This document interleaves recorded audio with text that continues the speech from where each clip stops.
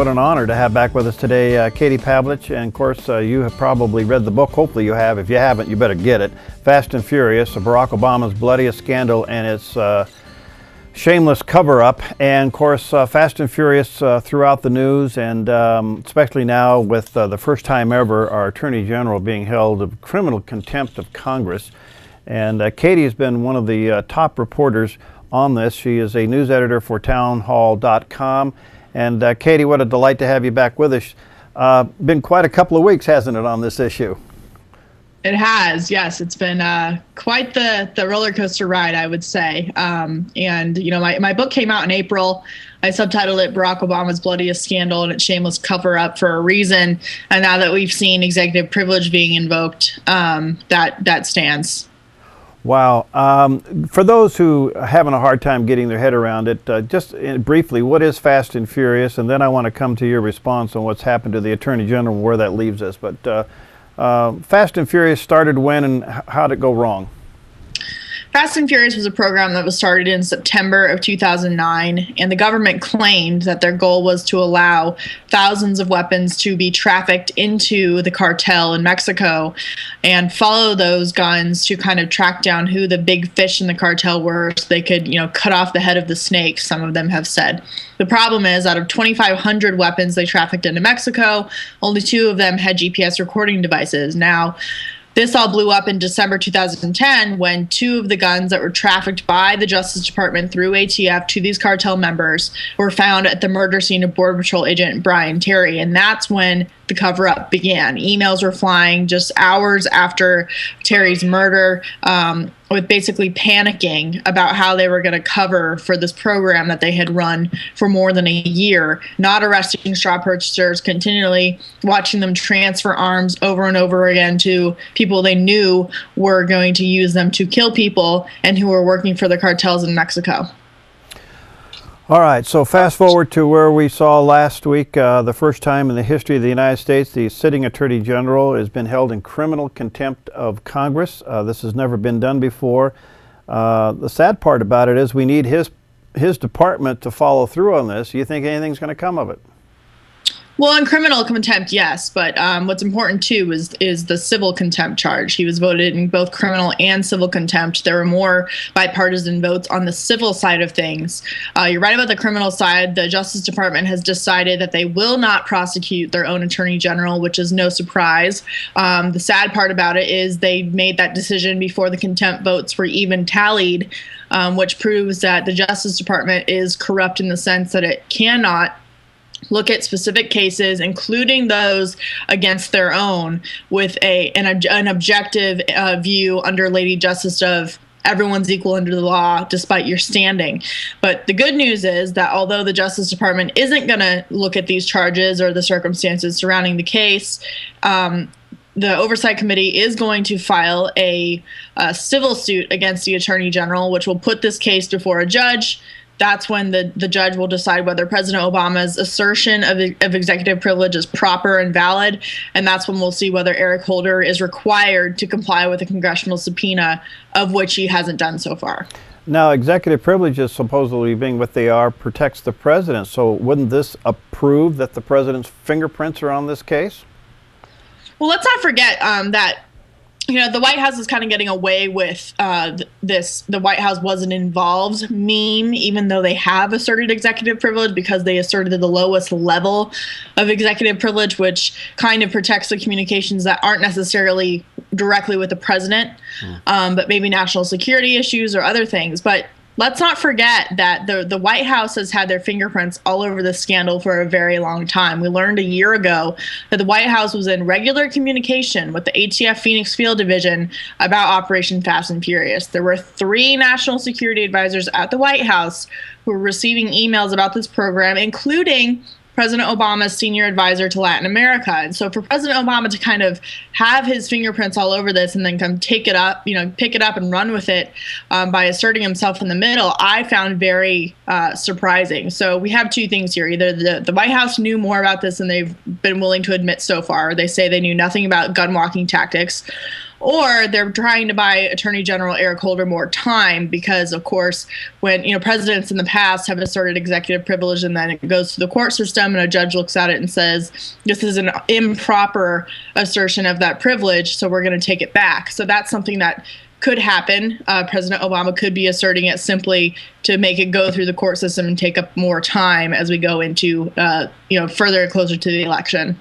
More and more people now believe that the administration has something to cover up, and of course you've believed that all along. How bad is this? In other words, the motive behind this is really to avert, I guess, the Second Amendment, but now people have died, hundreds of people have died. So this could be the biggest, bloodiest scandal ever to hit the presidency.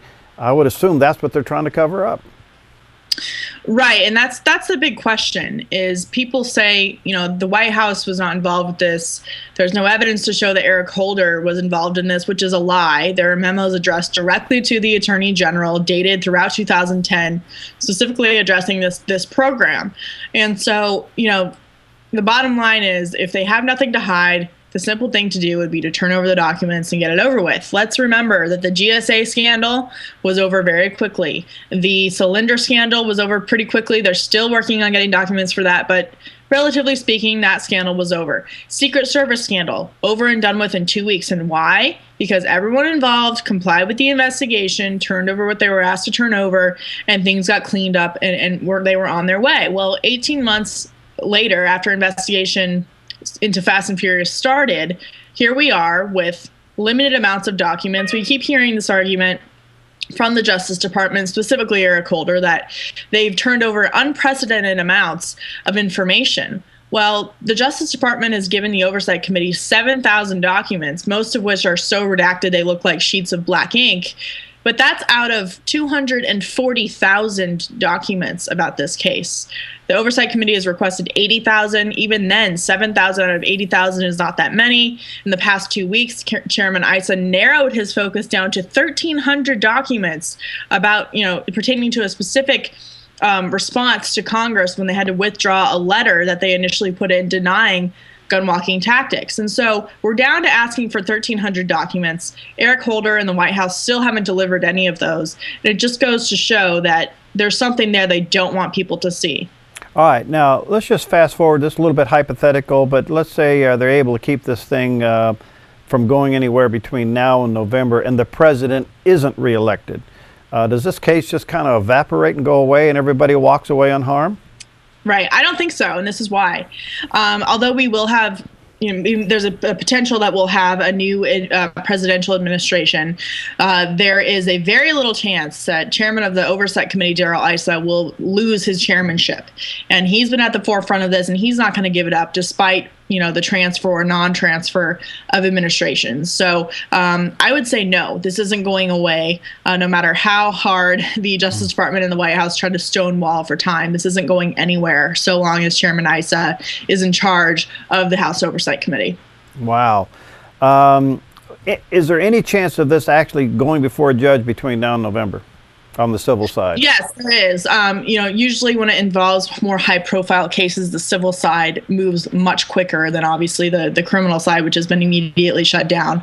So it really just depends, but there is a chance that we'll see this happen before November. Now, just because we're waiting for that side of the contempt charges to go through the civil side of the courts doesn't mean that we're done with this investigation, that the investigation stops in the meantime. Chairman Issa made it clear on the House floor during contempt vote debate last week that there's a lot more to this scandal that he's still going to be investigating in the meantime. And it's true. I mean, this was an operation that went across multiple government agencies, Homeland Security, the IRS, the FBI. There are, strong evidence to suggest that the State Department was also involved in this, considering it was an international border. So there are many, many things that we can be doing in the meantime while we wait to see if Holder has to comply with the 22-part subpoena from October 2011, which he hasn't complied with yet. Do you think there's anything in these documents that have not been released that would clearly point out that this was an attempt to avert the Second Amendment or damage it and get some kind of national gun control policy going on?